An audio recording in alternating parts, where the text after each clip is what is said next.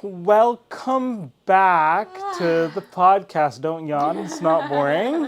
We have a fun podcast here, friends. So we... Listen, man. No. I feel like we should always include a little bit of our life in here. No, that's what I was going to say. So... Are you done? I'm trying to find my stopwatch so I can time the podcast. Very busy person. Today we're going to cover Barcelona and Austria. And we had done really, really well this year with not skipping a podcast. Hey, dude, don't talk about it. Combined one. Huh? Yeah. No, we combined a couple already. But the reason we had to do that is life happens, dude. We always say life happens. I don't know if anyone's ever gotten a summer cold or a virus or like whatever. So we had a very like simple cold that was going around, and Cam got it, and I actually had to fly back to the U.S. And so I flew on the day that I got this aforesaid cold, and it turned into bronchitis and an ear infection. So when I returned, so much information. When I returned back from Chicago, so much. Hey, you got sick? We missed the podcast. No, but we watched the race. Do you want to pull up your medical charts? It was so great. But the thing is I'm just explaining why I'm going to be coughing throughout this entire podcast because I can't talk that much. Telling them the diagnosis and I got bronchitis and it progressed to this and these are my symptoms.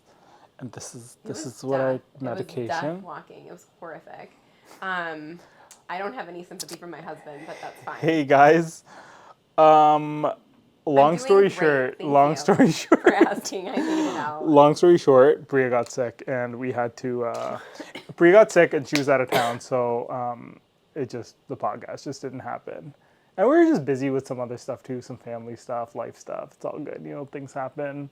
You're just like super tired. It was mostly actually, we both got sick and we were just both exhausted and it's like hard to find time to podcast, but we are back on it, and sometimes it's like, it's okay, because sometimes there's not much to talk about in the races, let's be real. But there is today. Yeah. So, welcome back to the podcast, everyone. I'm Cam. I'm Cam. I'm Priya. You're Priya. No, I'm not Priya. You're I'm Priya. I could be Priya if I want to. This is Milo puppy. Can He's identify kind of out of, no, you can't. He's kind of out of the frame, and our baby is asleep upstairs for hopefully another hour. Oh, is your microphone off? Oh, it is! No! Oh, wow. The audio is going to be so bad for you. That's okay. That's all right. At least we weren't talking about anything important. All right. Welcome back to the podcast, guys. If you didn't hear, whatever. Bria was sick. She didn't turn a mic on. We're back on the podcast. Life is crazy. Woo! And Bria. That's Cam. I like these midday podcasts, man. I'm energized. I'm so hungry. Super aggro. So, yeah, please just tone it down. That's a lot when you get aggro. What did we miss, man? So we missed Barcelona, we missed Austria. So we're going to start with Barcelona today. And Barcelona. Barcelona. You say it like you're making fun of it. I'm saying it properly. Don't make fun of Spanish people. I love Spanish people. I speak Spanish. That's how you say Barcelona. So you're laughing at yourself because you can hear yourself. I'm smiling because it sounds nice. It's how the language is supposed to be spoken. Some people, man, I swear. Anyway, we're back, man. We're recapping. Yeah. Where do you want to start, dude? I don't know. Like, asking and Cam's answering the question. Cam's just doing his own podcast right now. Asking and answering the question myself, you know? Did you have like a triple shot this morning? Yeah. I should have had a triple shot of espresso.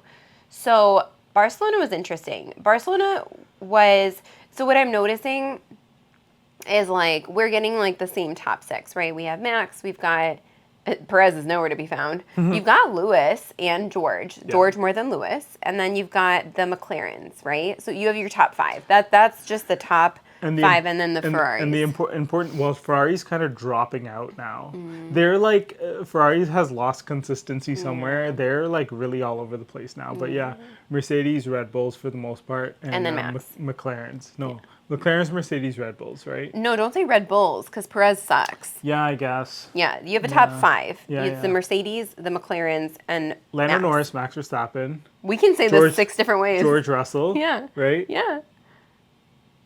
We're already yelling. I'm 3. Who's the other 5?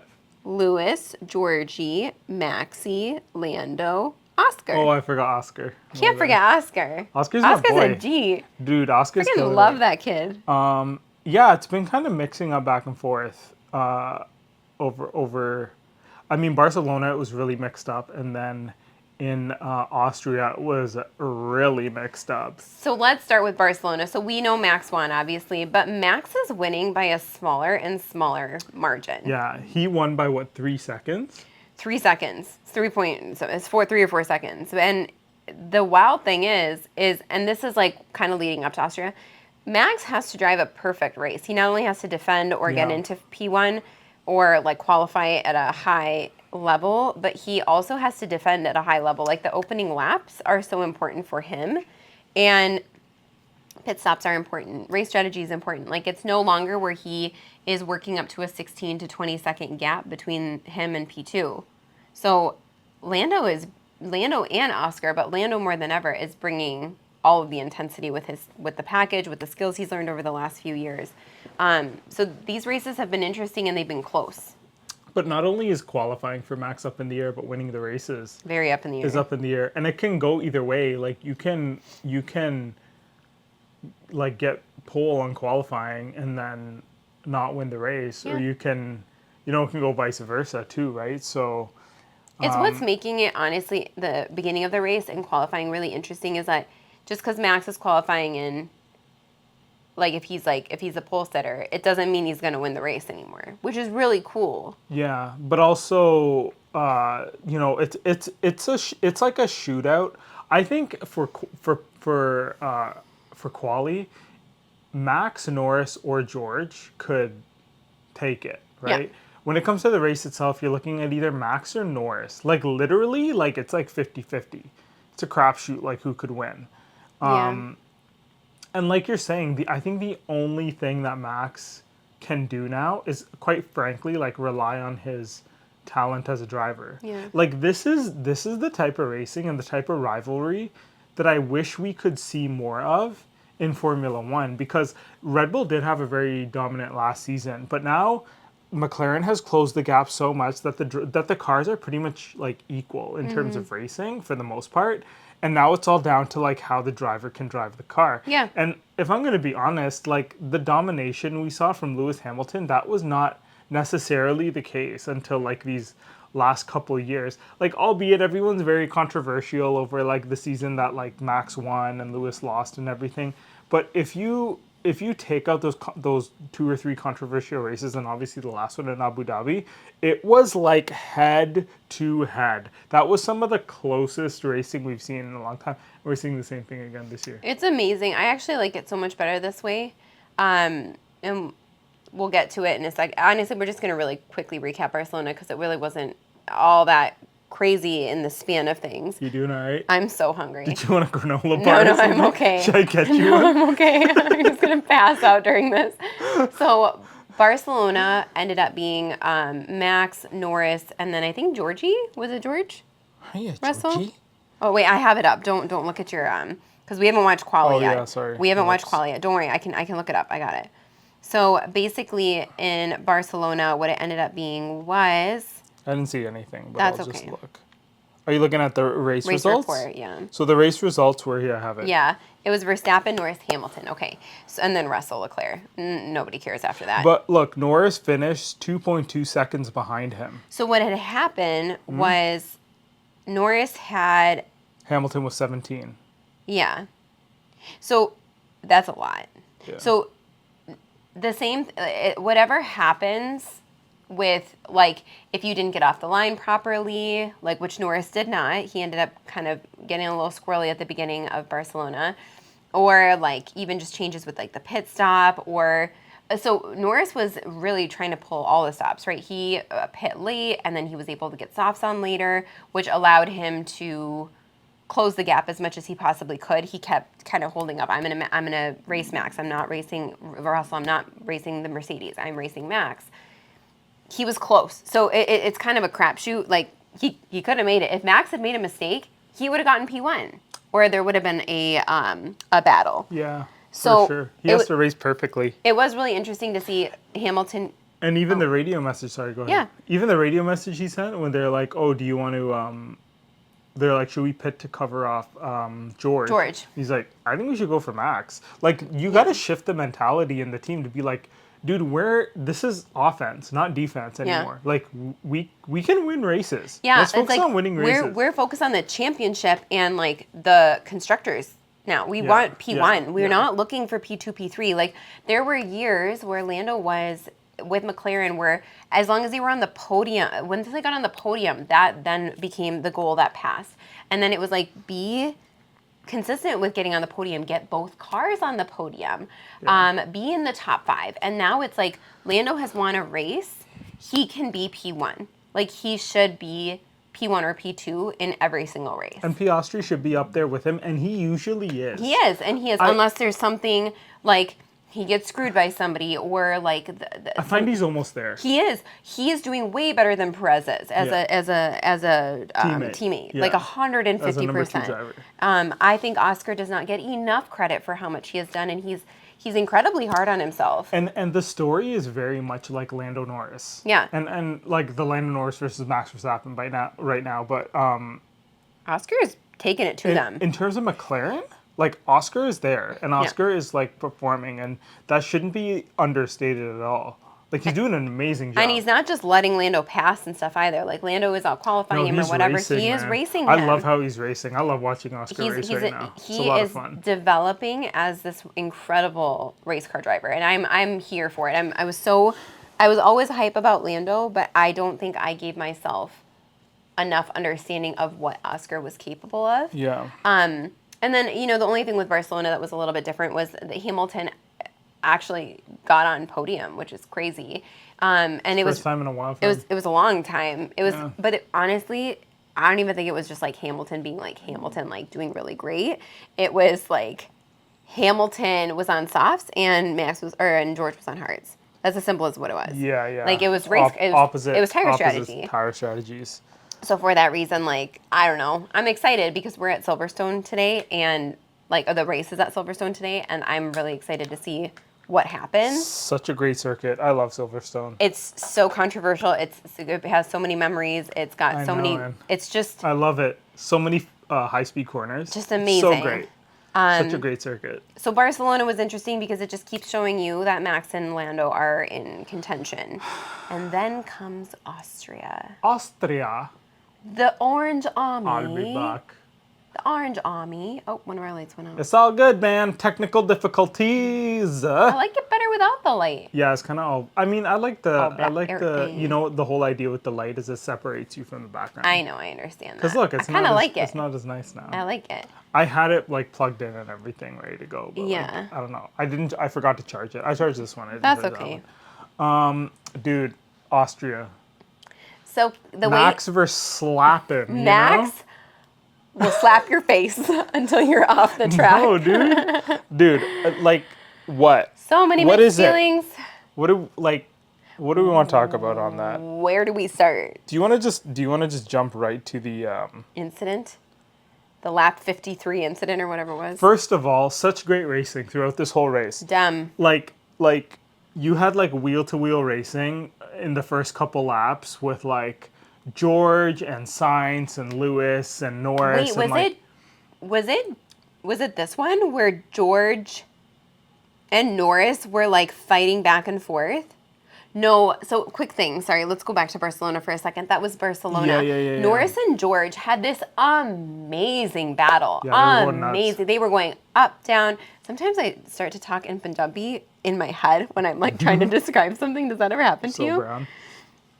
So does that ever happen to anyone? Where you like, English is my first language, but whatever. So, like, George and Norris were literally following each other through a lap. It was wild. And they're going like wheel to wheel, passing, other person passing, and then Norris obviously came out on top in that one. But there was a time where, at the beginning of, was it the beginning of Barcelona, where Max and Norris were like the focus, and George just goes whoop, swoops into first and just takes them both. I'm not a big George. Yes. I'm not a big George Russell fan, but whatever. I have to respect that. That's amazing racing. Great move. He goes from third to P1. He's leading the Grand Prix, and he's doing these there's such amazing racing that's happening because the the cars are so comparable to each other. Every now and then you'll have those moves. I can recall even the Lewis Hamilton. There was one where Lewis Hamilton, two people were batting. I think it was Alonso and somebody else, and Lewis Hamilton just took the swoops place. in. Yeah, you're right. That was so cool. So it's always awesome to see like a double, like when people are fighting and then the person behind them takes advantage of that and just passes. So we're seeing a lot more of that, which is honestly making the races so... You don't need to crash, and I've said this in previous podcasts, you don't need to crash in order for it to be exciting, but you need comparable cars. You need cars and skill levels that are so evenly matched that you get these battles and you get passing and you get all these things. Otherwise, DRS is no fun, and these crazy, winding tracks don't mean anything. Which is why Monaco was so boring, But... Sorry, back to Austria. Yeah, I mean, there was a lot of great racing, a lot of wheel-to-wheel racing in the first couple laps, a lot of passing back and forth. People were going off the track, like places had to be given back. So many. It was so nuts. Lewis did it with Carlos, and we saw some really, like, everybody is really racing, like, really, really, really well. Yeah. And Piastri's up there, Sainz is up there, Hamilton's up there. I don't know where Haas is like, doing well. Haas is like, no one's really talking about Haas. How did they do in Barcelona? I have to see the results on that. But they're consistently getting like in points. Yeah. Which is like, what? I don't want to look I thought you guys are supposed to suck, man. No, but they don't. They don't. But Hulkenberg was 6th, Magnussen was 8th, albeit what happened, right? Yeah. So Verstappen and Norris collide. So Verstappen like drops back. Although, I mean, Hulkenberg was 6th. They would have been a position down if Norris like stayed in the race, obviously. Right? So, a bunch of people, like everybody got promoted. Yeah. Won. Because why does it say +7 laps for Norris, even though he didn't finish? He should have been a DNF. I don't know. Might be a glitch in the... That's a DNF for sure. Yeah, that was the only DNF. But, okay. The Verstappen and Norris collision. So, I wanna set it up first. Okay, go. Okay, so we all knew this was coming. We didn't. I did. I knew this was coming. And during the race, I told you. So the funny thing about this, I'm just going to give a quick backstory. Cam and I had to watch this in 2 separate parts. We had to watch like the first 40-some laps. And then... we like parented, and then our child went to bed, and then we ended up finishing the race. And in the middle of the race, Cam, when we're like pausing it, Cam goes, "All right, so Max is first, Norris is second, Crapshoot for third." He's like, "This is Russell's third. This is going to be what it is." He had a solid lead. He had like 10 seconds, I think, on Norris. Yeah, and like it was what it was. Yeah. And I went upstairs thinking, I was like, okay, that's fine. We met some family friends who came over and they'd watch the race, and they no expressions. They were like, yeah, we were like, we haven't finished watching the race. They didn't say anything. Thank God for that. So I'm like, okay, it's probably not a very exciting race then, right? Unpause. Literally, as like the first 4 laps are unfolding, Cam and I are like, what is happening? Yeah. So there's a few things that set this up in my head to be such a mess. Max Verstappen pit and Lando Norris pit as well. Yeah. So they pit behind each other. Right behind each other. Yeah. And Max's pit stop was like actual stationary time was about 6 or 7 seconds. It's like 6.3 seconds. They couldn't get the rear left off the car.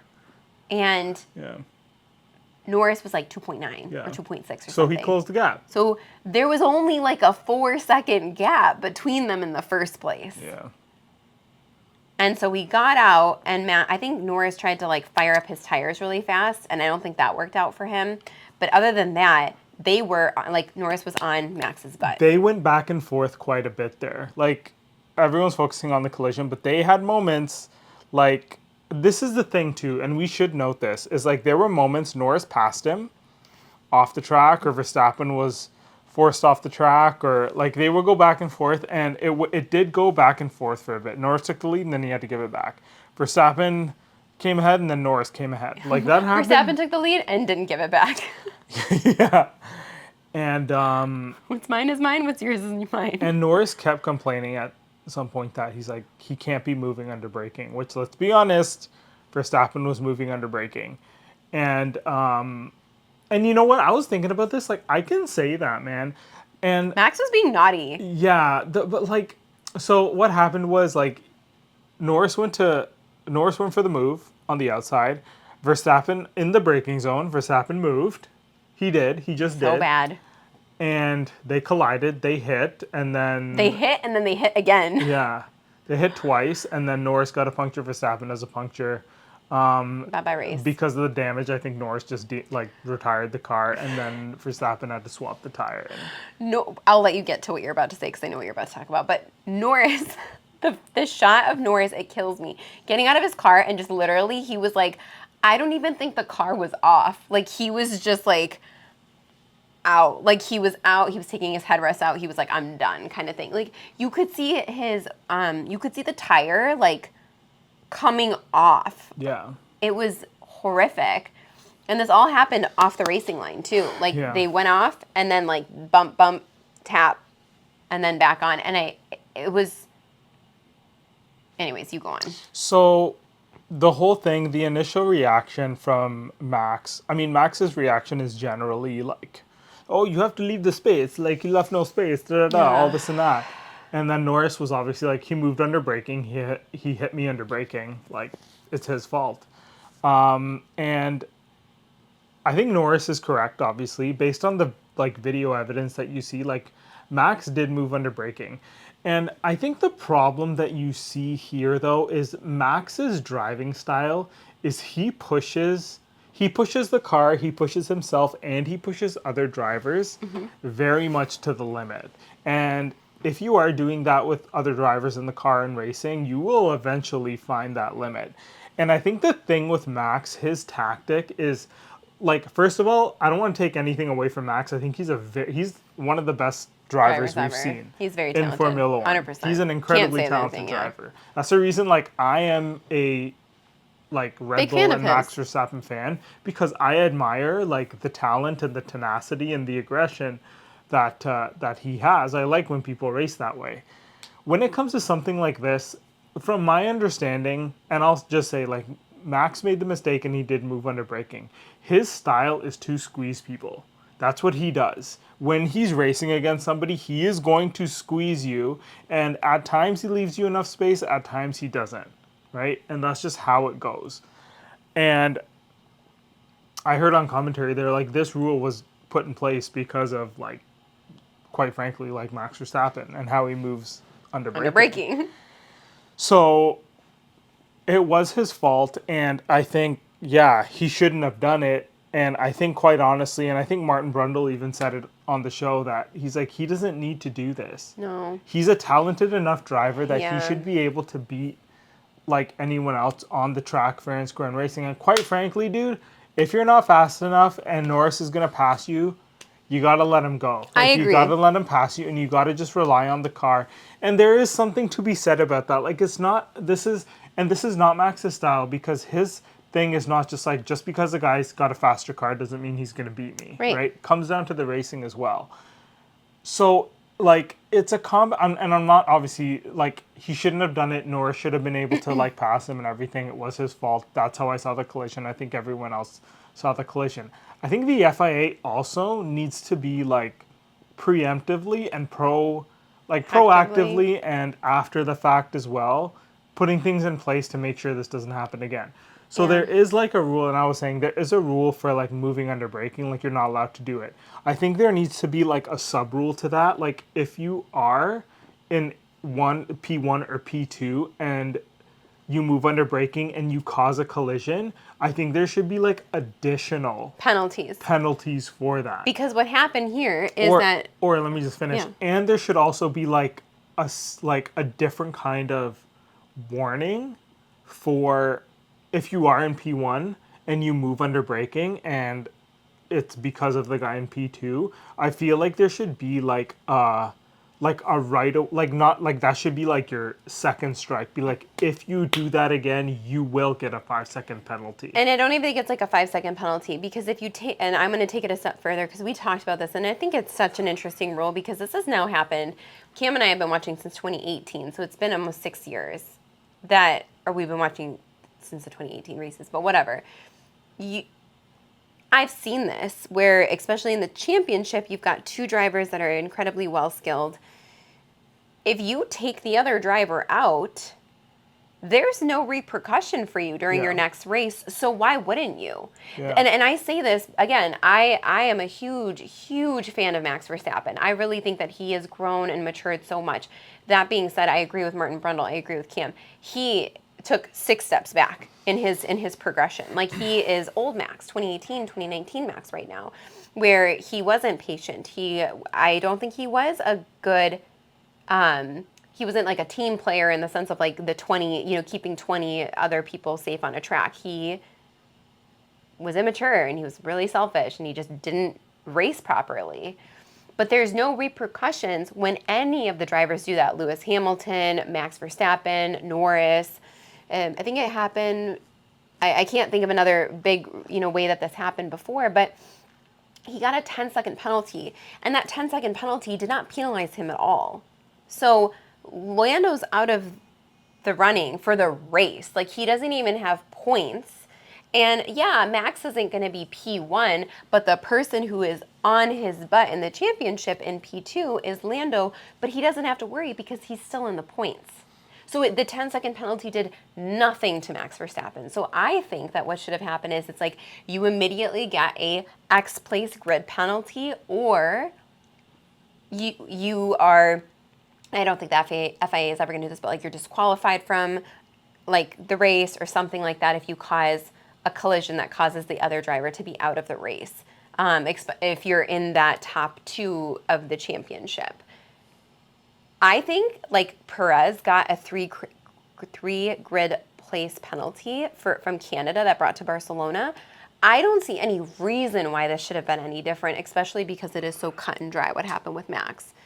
The other thing is, like, Andrea Stella, the team principal for McLaren. Sorry, Andrea Stella said that thing, not Martin Brundle, that I said about he's such a good racer, he doesn't need to do these things. No, Martin Brundle said the same thing. He did. I saw it from Andrea Stella. That's what I got. Yeah, Martin Brundle was like, I've seen him race. He's a wonder. Or Martin Brundle said he's a great racer, but he's using like 2018 tactics right now. Like, the thing is, Cam said it right. He's like, if you're in a, like, you can't win every race. And the thing that bothers me, and I think a part of it was like the fact that it was Austria, is like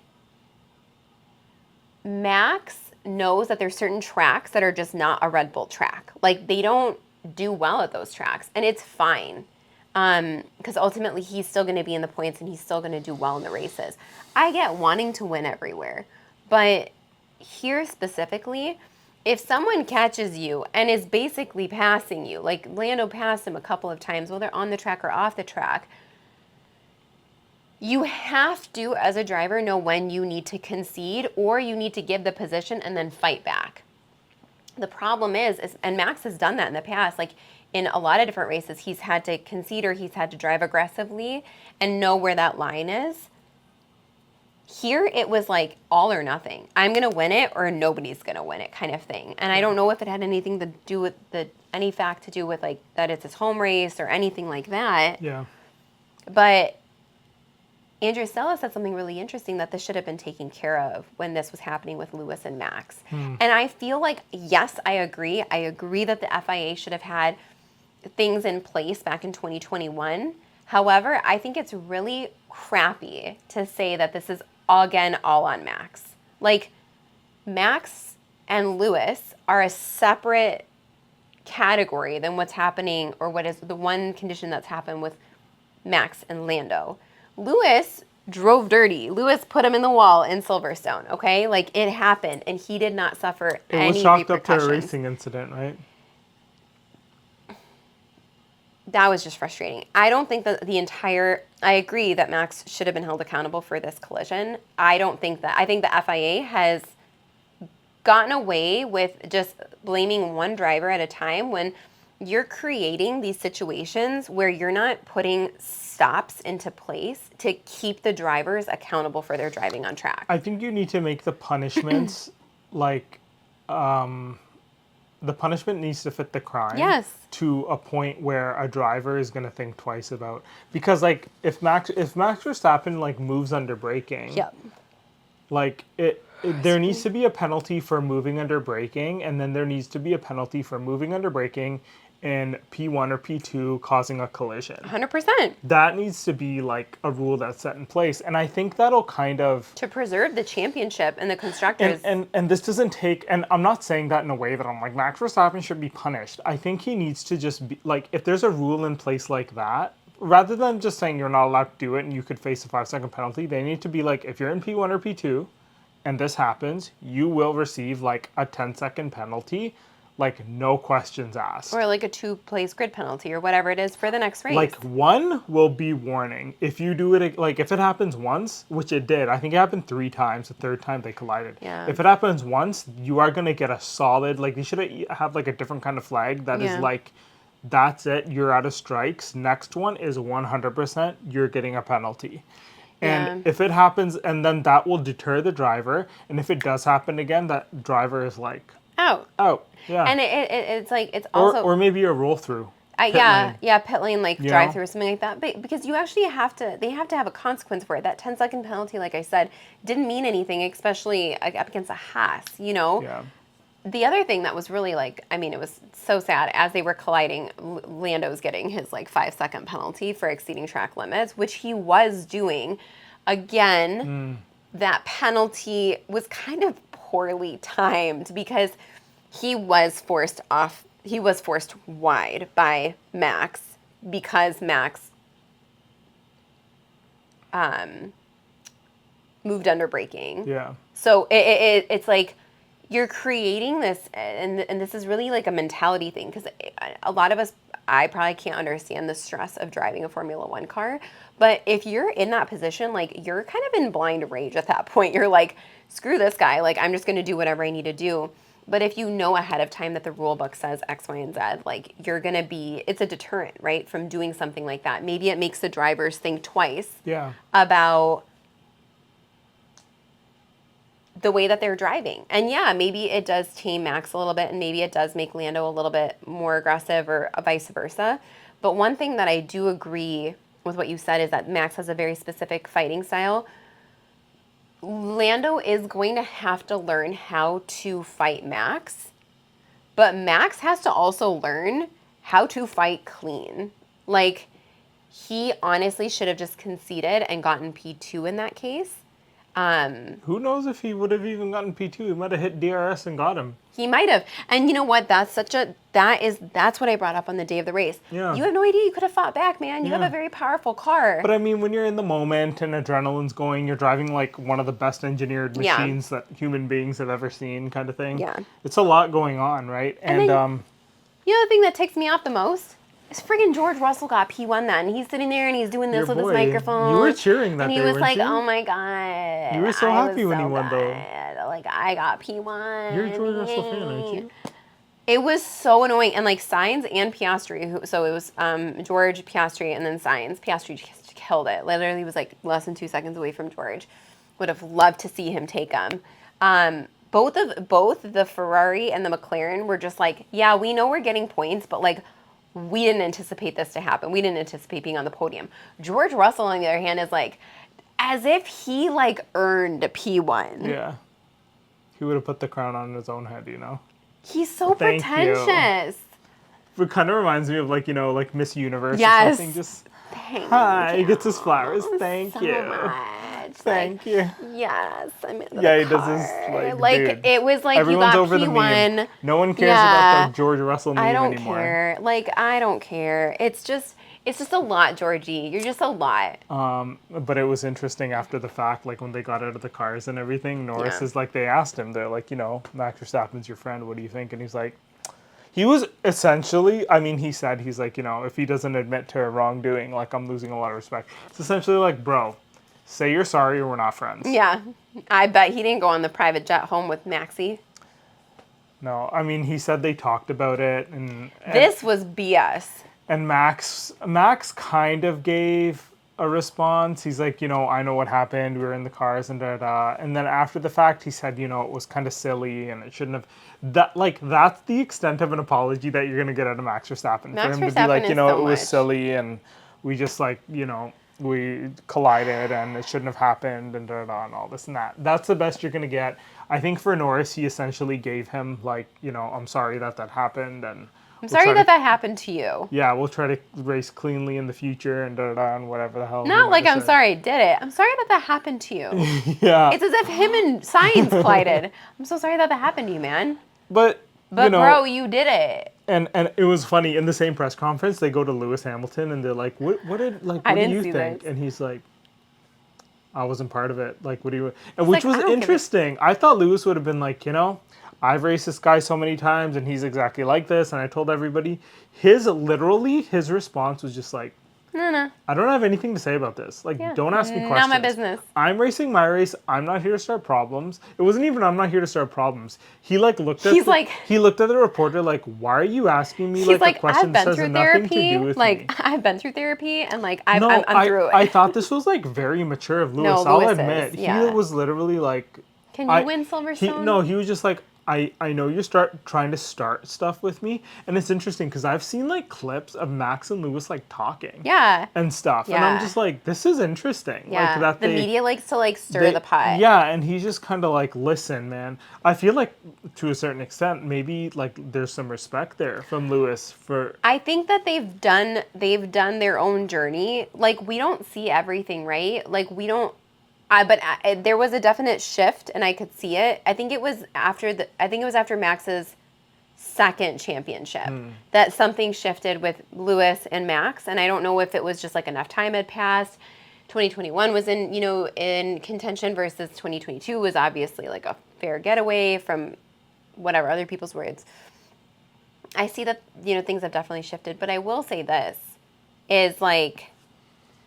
I think Lando Norris's answer was such a PR scripted pile of poo because he couldn't make eye contact with the camera. He was just like, yeah, some of the things I said were in the heat of the moment and da-da-da-da-da. And, Lando's a gem, man. I mean, he's a gem, but I'm really excited for Silverstone. I'm so excited for Silverstone. But that was really it in terms of the race. Yeah. I mean, we'll see what happens. Oh, everyone was so mad at Christian Horner. Everyone was so mad. And then there's all this gossip. I haven't read it yet, but they were like, is what's happening between Yost and Verstappen and Christian like finally showing itself on track? So apparently stuff is happening again. There's problems in the paddock. And Christian and everybody on the Red Bull radios was like, yep, Lando Norris was like at fault here. He was doing this, and this. And like McLaren was like really heartbroken to hear that apparently. And they were like, it's kind of, and I think a lot of the reporters were too, because they were like, Red Bull took like zero responsibility over the radio for anything. Like not even like 50%, which is like he moved under braking. I think your initial reaction is to just have your drivers back, and you gotta also, like, you have to also remember radio messages are public and the stewards are listening to them. Yeah, they may be just saying certain things to sway opinions certain ways. True. Like, you may feel like you don't know, again, like you said, we don't know what conversations they're having behind the doors or whatever, all this and that. Max is saying what he's saying. Everyone's obviously going to plead their case. Right. To you don't want to get a penalty. Yeah, so nobody wants to get a that's penalty. what I kind of chalk that. I never take, like, radio messages any kind of way, because you don't know why they're being put out there really either, right? Andrew Stella, though, is seriously one of the most like calm, collected, and like communicative people I've ever met. Like, I love it. During like Ted's Notebook, like his just debrief was so therapeutic, and he was so amazing with how he spoke that I was just like, you could have told me that the sky was green. Oh, the sky was green, and I would have believed him. Yeah.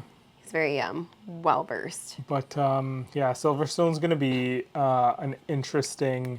I mean, all these races from now, I feel like from now on out, are very interesting. But now that McLaren is up there and Mercedes is up there, it's going to be battles. Crazy. I'm so excited for Silverstone. It's going to be nuts. Anything else? I don't know, man. The story. Oh, Ollie. Oh yeah, Ollie Behrman signed to Haas. Ollie, it's a short story. We'll see you there. But no, this Verstappen Norris battle thing that we're dealing with, I guess George Russell's in there too. But we're gonna see how all all this plays out. It should Talk be about Georgie. it should be really cool. And I'm after that particular incident, I'm excited that we're going to Silverstone. I'm so 'Cause excited. that's like an exciting like England. next one, right? After that. Also, I need to put this out there into the universe. George Russell better not win. Max or Norris. Lando You want to see or Lando up Lewis. there? I want to see Lewis up Lewis? there more than I want to You wanna see see- more than I want to see George Russell. I'd rather see Lance Stroll up there than George Russell. That's take it back right now. No, I am not. He's She's a annoying. Canadian boy. Dude, imagine hearing Canadian anthem at an F1 race. Like, not as, like, the anthem, If I but have to as, see, the like, winner. the king put a crown on George Russell, I'm going to just I don't think not. King Charles is there, I man. don't know. God, I hope he's doing okay. Jeez. Cool, dude. It's awkward pauses. You're so hungry, man. This is I like need your to eat. next guest on the podcast is your stomach just like blah, blah, blah, blah, Don't do the my whole time. beastie, man. Dude, listen. Thanks guys for listening to our podcast. Make sure why are you looking at me like that? Make sure you subscribe on Spotify, YouTube, Tickety-dock. TikTok, Instagram. Follow us at F1 My Life podcast, right? And I think that's it. Can't wait to see you guys next week for Silverstone. Silverstone. See you on the next one, guys. Long live the Queen. Thanks for listening. Bye. Bye. Oh my God, the Queen is dead. I forgot. Oh my God.